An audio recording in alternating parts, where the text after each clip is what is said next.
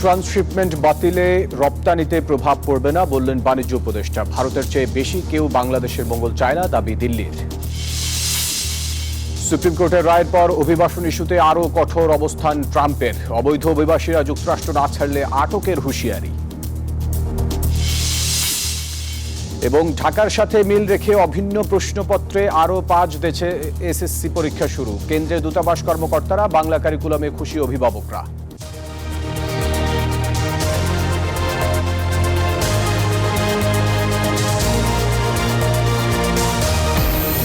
স্বাগত প্রবাসী নিউজ 24 সংবাদে। পুরো সংবাদে আপনাদের সাথে আছি আমি ফয়সাল মাহমুদ। দর্শক, দেখছিলেন সংবাদ শিরোনামগুলি।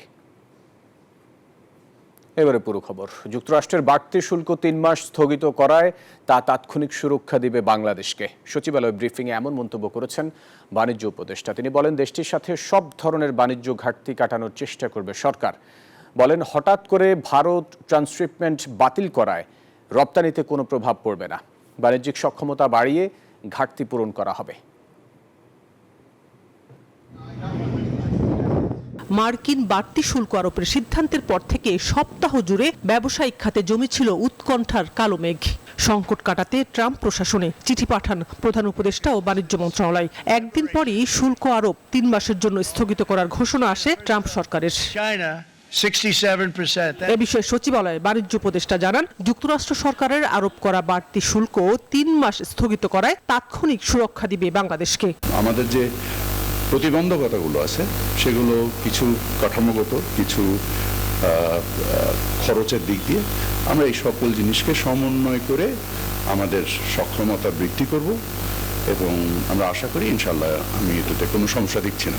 আমি বাণিজ্যকে কিভাবে অন্তর্ভুক্তিমূলক এবং এটার যেহেতু প্রতিযোগীমূলক কিভাবে করতে পারি আমি সেটার মধ্যেই নির্দিষ্ট থাকি এবং আমি সেখানেই নিজেকে নিয়োজিত রাখি। এদিকে হঠাৎ করে ভারত ট্রান্সশিপমেন্ট বাতিল করলো, এতে বাংলাদেশের রপ্তানিতে কোনো প্রভাব পড়বে না বলে জানালেন উপদেষ্টা Bashiruddin. I think this is going to create some kind of certainty, আমাদের বাণিজ্যের মধ্যে কিছু একটা স্থিরতা দেখা দিবে।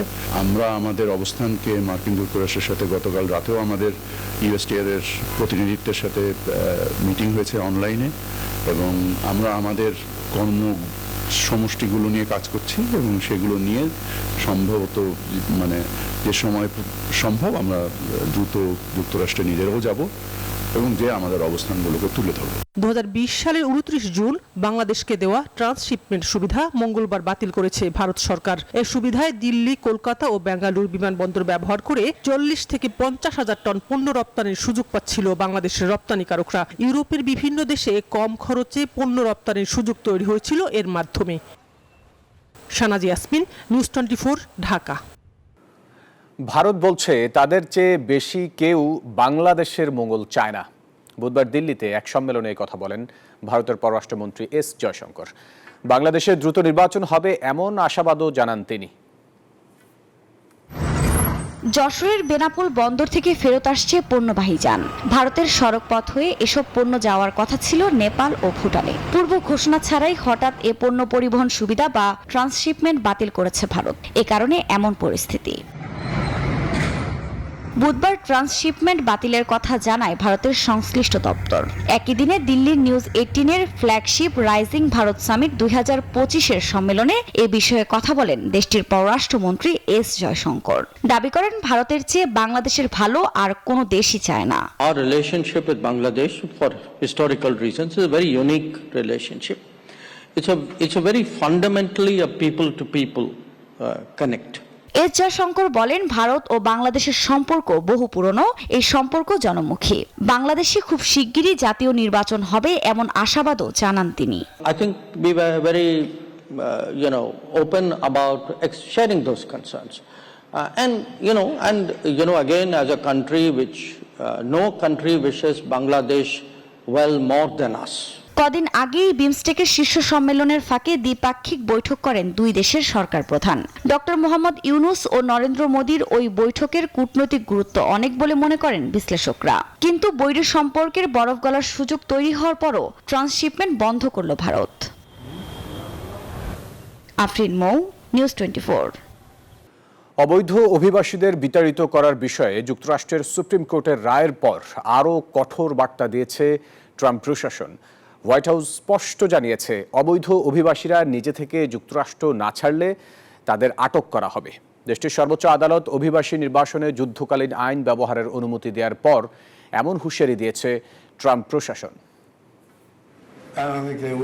দ্বিতীয়বার মার্কিন মসনদে বসার পরই সে দেশের অবৈধ অভিবাসীদের বিরুদ্ধে কঠোর বার্তা দেন ডোনাল্ড ট্রাম্প। হুঁশিয়ারি দেন, যুক্তরাষ্ট্রে কোনো অবৈধ অভিবাসীর ঠাঁই হবে না। এরপরে ট্রাম্প প্রশাসন উঠে পড়ে লাগে অবৈধ অভিবাসীদের চিহ্নিত করতে। এরই ধারাবাহিকতায় তাদের একে একে নিজ নিজ দেশে ফেরত পাঠানোর প্রক্রিয়াও শুরু করে ট্রাম্প প্রশাসন। The golden age of America begins right now. এরই মধ্যে বহু অবৈধ অভিবাসীকে যুক্তরাষ্ট্র থেকে বিতাড়িত করা হয়েছে। তাদের বিতাড়িত করতে 227 বছরের পুরনো আইনকে কাজে লাগাতে চেয়েছিল ট্রাম্প প্রশাসন, কিন্তু তখন বাদ সাধে নিম্ন আদালতের স্থগিতাদেশ। এমন পরিস্থিতিতেই এবার মার্কিন সুপ্রিম কোর্ট ট্রাম্প প্রশাসনের হাতে 227 বছরের পুরনো আইনের অস্ত্র তুলে দেয়। তবে আদালত জানিয়েছে, ওই আইনে কোনো অবৈধ অভিবাসীকে দেশ ছাড়া করার আগে তার হাতে যথেষ্ট সময় দিয়ে নোটিশ দিতে হবে। সুপ্রিম কোর্টের এই রায়কে স্বাগত জানিয়েছে ট্রাম্প প্রশাসন। সেই সঙ্গে অবৈধ অভিবাসীদের ফের কঠোর সতর্কবার্তাও দেয়া হয়েছে। একই সঙ্গে দেয়া হয়েছে স্বেচ্ছায় যুক্তরাষ্ট্র ছাড়ার পরামর্শ। এলিয়েন এনিমিজ অ্যাক্ট আইনটি 1798 সালে তৈরি হয়। দেশের শত্রু বলে বিবেচিত বা ক্ষতি করতে পারে এমন ব্যক্তিকে দেশ থেকে বিতাড়িত করতে এই আইন বলবৎ করতে পারে মার্কিন প্রশাসন। আসমা তুলি, নিউজ 24। দর্শকের বিষয়ে আরও বিস্তারিত জানাতে যুক্তরাষ্ট্রের নিউ ইয়র্ক থেকে যুক্ত হচ্ছেন সহকর্মী আরিফুর রহমান।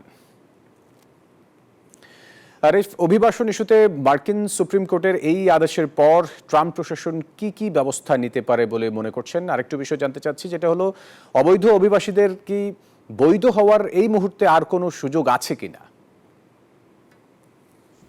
বেশ গুরুত্বপূর্ণ দুটি বিষয় আপনি প্রশ্ন করেছেন।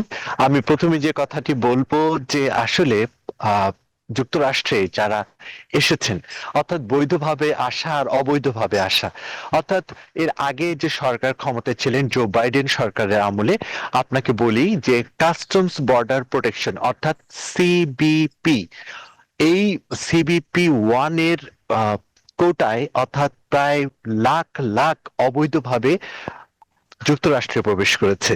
অর্থাৎ যুক্তরাষ্ট্রে তখন যারা প্রবেশ করেছিল, তখন জো বাইডেনের আমলে সেটাকে বৈধতা দেওয়া হয়েছে। অর্থাৎ তারা যখন এদেশে এসেছিল তখন তারা সোশ্যাল এবং ওয়ার্ক পারমিট পেয়ে যে যার অবস্থান থেকে কাজ শুরু করেছে। তারপরে ডোনাল্ড ট্রাম্প ক্ষমতায় আসার পর যেটা হয়েছে, সর্বোপরি যে বিষয়টি এসেছে সেটা হলো সিবিপি হোম।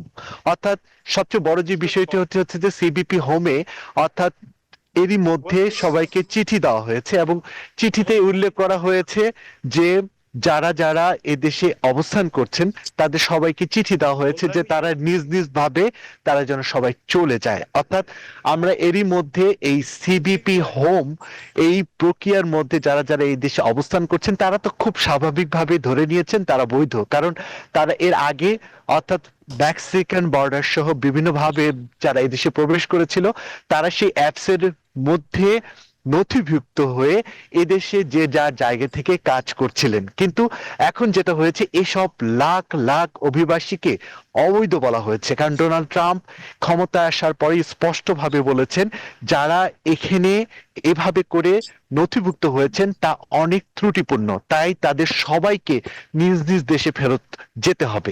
আরেকটি বিষয় আপনাকে ফয়সাল স্পষ্টভাবে বলি, যারা বৈধভাবে এই দেশে এসেছে এবং বৈধভাবে আসার পর যারা নিজ নিজ জায়গা থেকে সরকারিভাবে এখানে বিভিন্ন ধরনের প্রক্রিয়া রয়েছে বৈধ হওয়ার জন্য, পলিটিক্যাল অ্যাজাইলাম, F1, L1 বিভিন্ন প্রক্রিয়া রয়েছে, যারা নিজ নিজ বৈধভাবে এসে যারা আদালতে শরণাপন্ন হয়েছে কিংবা লয়ারের মাধ্যমে কেউ হয়তো বা B1 B2 অর্থাৎ টুরিস্টে এসে স্টুডেন্ট ভিসায় কনভার্ট হয়েছে কিংবা বিভিন্ন ভিসায় তারা কনভার্ট হয়েছে, তাদের কিন্তু কোনো সমস্যা নেই।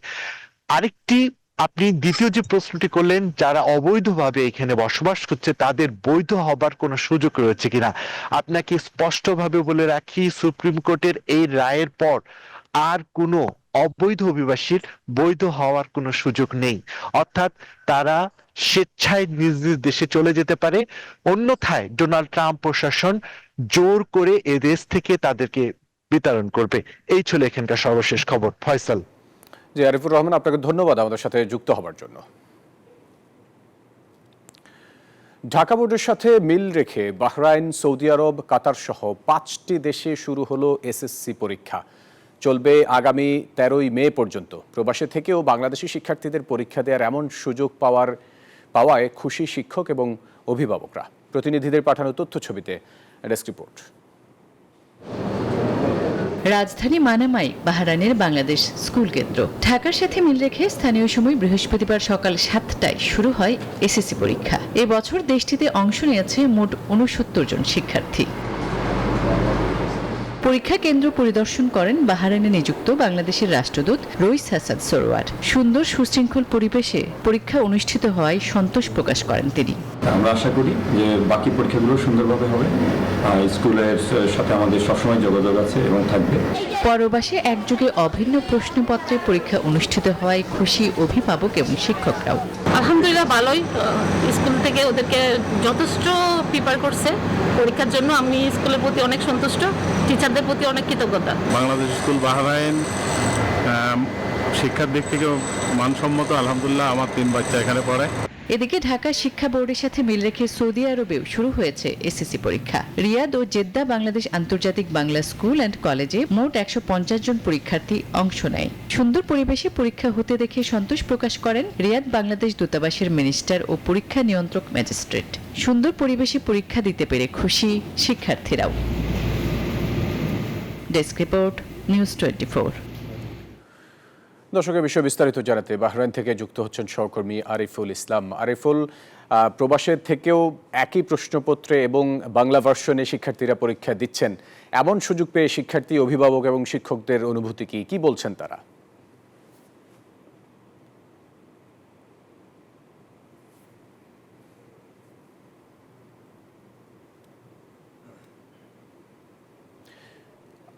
আরিফ, আমাকে শুনতে পাচ্ছেন?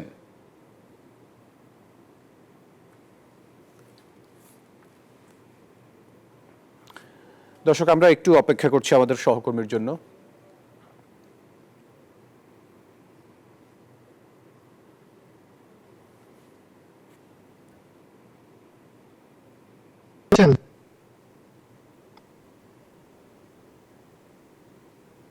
জি, আমাকে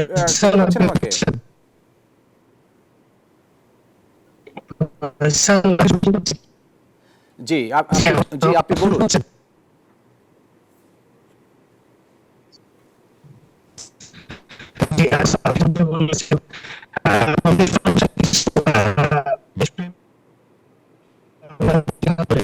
বাংলাদেশের স্কুলে চলা শুরু হয়। স্কুলটিতে বর্তমানে প্রায় 8 শতাধিক স্টুডেন্ট পড়াশোনা করতেছে। 2003 সাল থেকে ঢাকা বোর্ডের অধীনে অভিন্ন প্রশ্নপত্রে পরীক্ষা অংশগ্রহণ করে আসছে।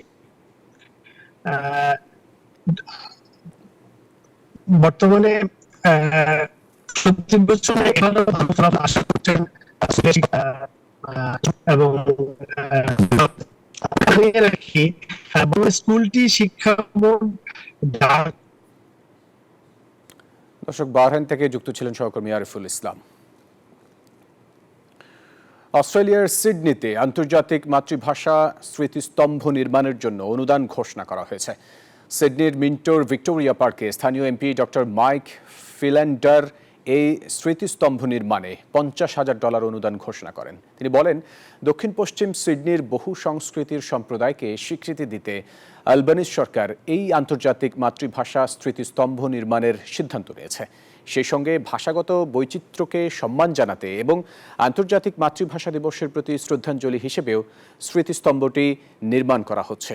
এই সময় উপস্থিত ছিলেন অস্ট্রেলিয়া সরকারের হোম অ্যাফেয়ার্স, ইমিগ্রেশন ও মাল্টিকালচারাল মন্ত্রী টনি বার্ক, নিউ সাউথ ওয়েলসের ফেয়ার ট্রেডিং, বিজ্ঞান ও প্রযুক্তি মন্ত্রী, Campbelltown city council mayor, councillor Masud Chowdhury, councillor Ashikur Rahman.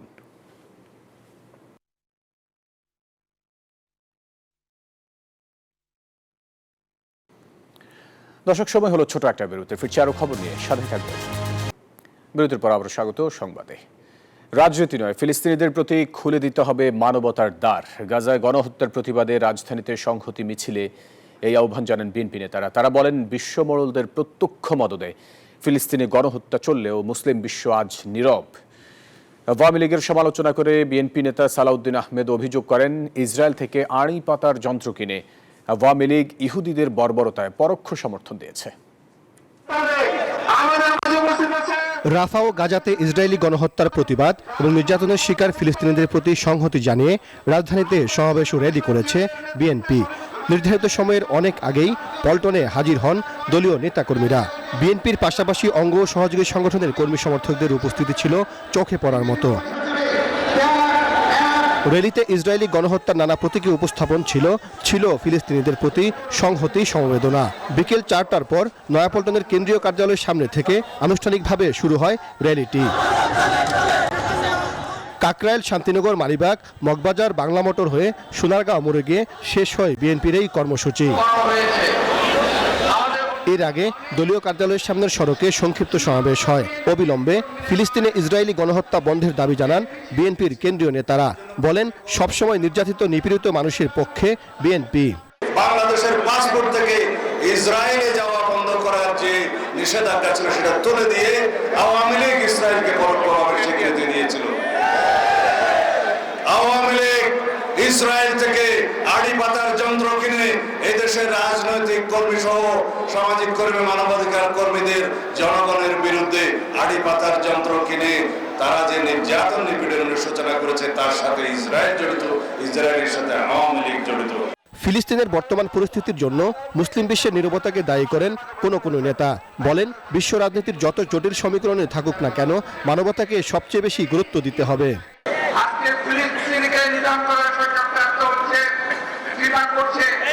আমরা ভাবতে পারি এক কথায়, আসলে বিষয়টা কিন্তু তা নয়। ওরা ধীরে ধীরে সারা বিশ্বের মুসলমানকে একসময় নিঃশেষ করে দেওয়ার চেষ্টা করছে। মুসলিম বিশ্বের এই সকল মোড়ল দেশ নিজেদের রাজত্ব বাঁচানোর জন্য, নিজেরা বেঁচে থাকার জন্য আজকে নেতৃত্ব দিচ্ছে না, তাদের প্রতি আল্লাহর অভিশাপ থেকে পড়বে। আমাদের মানবতা বিরোধী অপরাধের বিরুদ্ধে আমরা এক সময় না এক সময় এদের বিচার করব, এদের বিচার হবে। র্যালি থেকে নেতাকর্মীরা ইসরায়েলি পণ্য বয়কটের অঙ্গীকার করেন।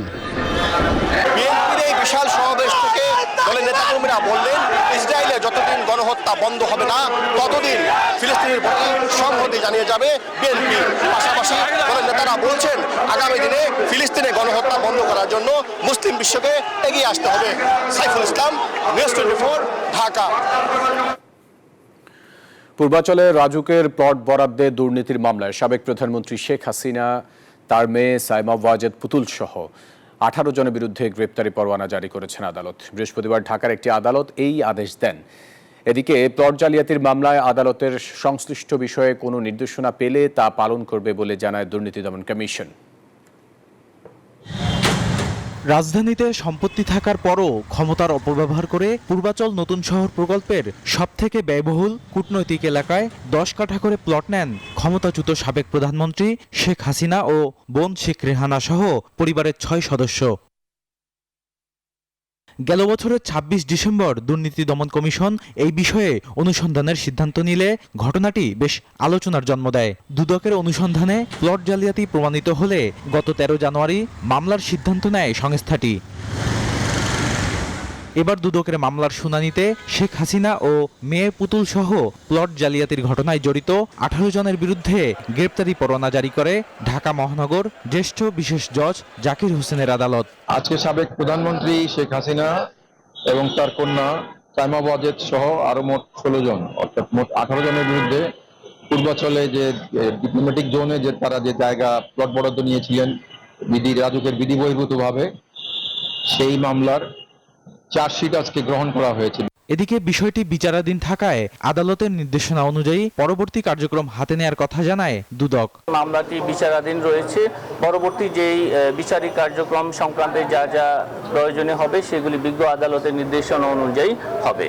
রাজুকের নথিতে দেখা যায় প্রধানমন্ত্রীর উপদেষ্টা এবং অটিজম ও এর চেয়ারম্যান পরিচয়ে প্লট নেন শেখ হাসিনা, সজীব আহমেদ জয় ও সাইমা ওয়াজেদ, আর জাতির জনক ট্রাস্ট পরিচয়ে রেহানা সিদ্দিক, রাদওয়ান মুজিব সিদ্দিক এবং আজমিনা সিদ্দিক পূর্বাচলে প্লট নেন। বদরুল আলম শাওন, নিউজ 24, ঢাকা। উত্তরার 9 নম্বর সেক্টরে অভিযান চালিয়ে 13 জন নারী পুরুষকে গ্রেফতার করেছে উত্তরা পশ্চিম থানা পুলিশ। বৃহস্পতিবার রাত 10টায় হোয়াইট প্লেস নামে আবাসিক হোটেলে এই অভিযান চালানো হয়। এ সময় বিপুল পরিমাণ মাদক উদ্ধার করা হয়। উত্তরা পশ্চিম থানার অফিসার ইনচার্জ মোহাম্মদ হাফিজুর রহমান জানান, দীর্ঘদিন ধরে হোটেলটিতে মাদক ও অসামাজিক কার্যকলাপ চলত। এর সূত্র ধরে হোটেলটিতে অভিযান চালানো হয়। গ্রেপ্তারকৃতদের মধ্যে 7 জন পুরুষ ও 6 জন নারী রয়েছেন।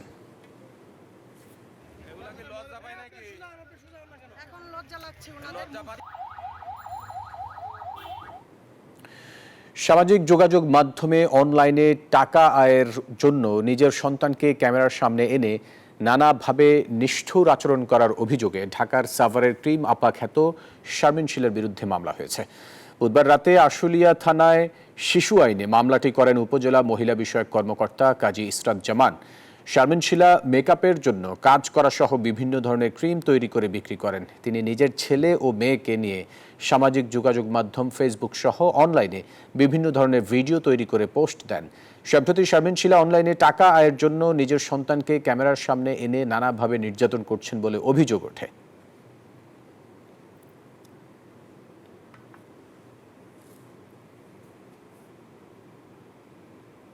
দর্শক, ছিল প্রবাসী নিউজ 24 সংবাদে। এতক্ষণ সাথে থাকার জন্য ধন্যবাদ সবাই।